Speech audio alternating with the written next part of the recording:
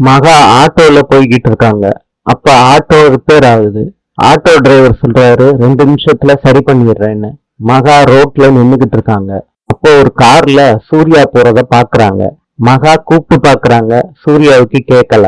மகா மனசுக்குள்ள நினைக்கிறாங்க, ஆபீஸுக்கு கிளம்புறேன்னு அர்ஜென்ட்டா கிளம்பி போனாரு. ஆனா இப்ப வேற ரூட்ல போய்கிட்டு இருக்காரு அப்படின்னு நினைக்கிறாங்க. மகா போன் பண்றாங்க சூர்யாவுக்கு.